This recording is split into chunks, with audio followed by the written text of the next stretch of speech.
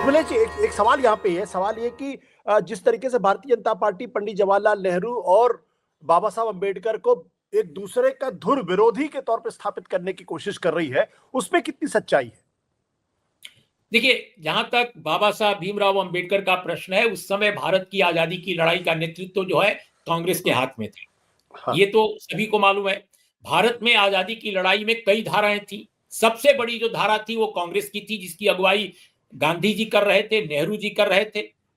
ये दो बड़े नेता थे और जो कांग्रेस को रिप्रेजेंट करते थे। और कांग्रेस पूरे देश में राजनीतिक जो लड़ाई थी आजादी की, उसका एक तरह से अम्ब्रेला ऑर्गेनाइजेशन बनी हुई थी कांग्रेस। तो कांग्रेस आज की पार्टी नहीं थी, कांग्रेस उस समय एक बड़ा मोर्चा थी।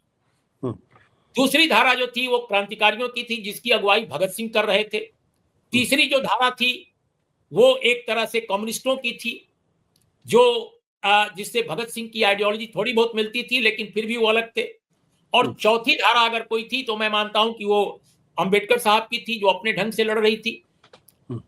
लेकिन पांचवी धारा जो थी आरएसएस की, वो तो लड़ी नहीं रही थी। वो तो कह रही थी कि भाई ये हमारे लिए ठीक है, हम इसको हिंदू राष्ट्र में बाद में बदलेंगे, इस देश को जब हमें मौका मिलेगा। तो वो तो लड़ाई में कहीं थी ही नहीं।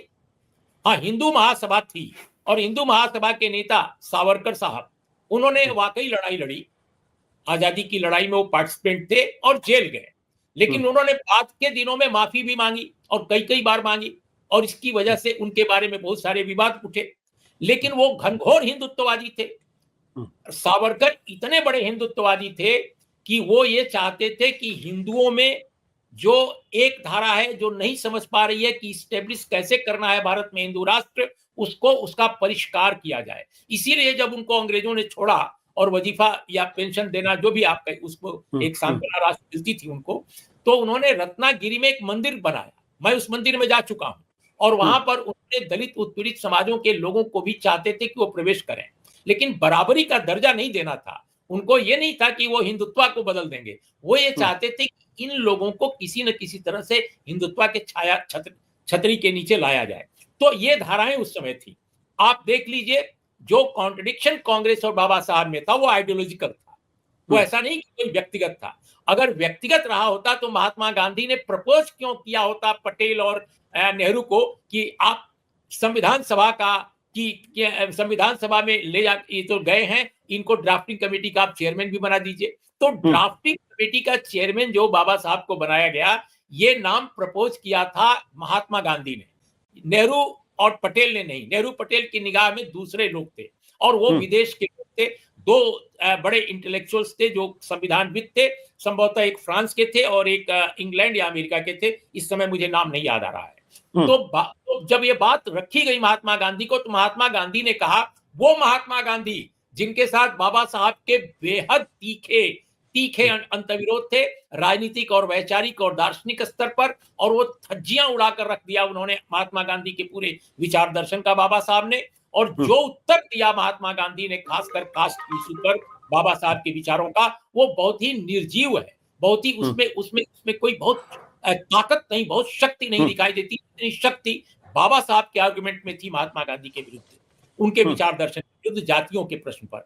लेकिन वही महात्मा गांधी आप देखिए कितने उदार होकर आते हैं सामने, और वो नेहरू और पटेल को कहते हैं कि अरे लालटेन लेकर कहां खोज रहे हो, भीमराव अंबेडकर से बेहतर कौन व्यक्ति होगा जो संविधान सभा की ड्राफ्टिंग कमेटी का चेयरमैन बने। तो ये पहलू है।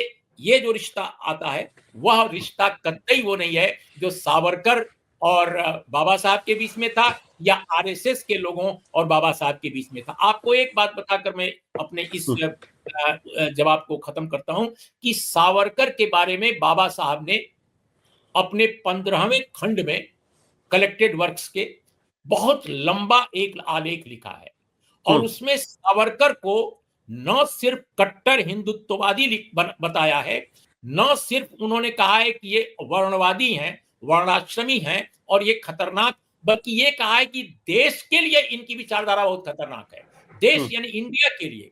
और उनके दर्शन को, जिसके बारे में बार बार लोग कहते हैं कि नहीं नहीं बहुत अच्छा दर्शन था, वो टू नेशन थ्योरी की उन्होंने धज्जियां उड़ाकर रख दी हैं बाबा साहब ने, और कहा है कि ये आदमी कह रहा है कि टू नेशन तो रहेंगे लेकिन मुल्क एक ही रहेगा। उसमें हिंदू और मुसलमान दोनों रहेंगे, जैसे पुराने ऑस्ट्रिया में या पुराने इटली में थे। तो बाबा साहब कहते हैं कि आदमी ऑस्ट्रिया और इटली का उदाहरण दे रहा है, इसको मालूम नहीं है कि ऑस्ट्रिया इटली का पुराना जो राज था वो कब का खंडित हो चुका है और टुकड़ों टुकड़ों में बट गया है।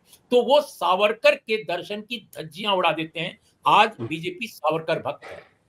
आज वही बीजेपी जो कह रही है कि नहीं, अपने अपमान नहीं किया बाबा साहब का, वो तो सावरकर की भक्त है। सावरकर को वो भारत रत्न देना चाहते थे, वो तो KR नारायणन की वजह से भारत रत्न नहीं मिला।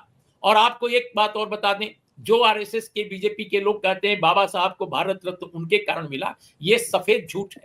मैं उस समय रिपोर्टिंग में था, मैं उस समय पत्रकारिता में था। बाबा साहब को जो भारत रत्न है, विश्वनाथ प्रताप सिंह की सरकार ने उस दौर के जो पुराने सोशलिस्ट थे, पुराने लोहियावादी थे, लोक दलित थे, या कांशी राम जी का बहुत बड़ा रोल है। कांशी राम जी ने भी बहुत दबाव डाला कि बाबा साहब को भारत रत्न देना है। तो भारत रत्न देने में जो RSS बीजेपी के लोग आज श्रेय लेते हैं कि उनके समर्थन वाली सरकार ने दे दिया।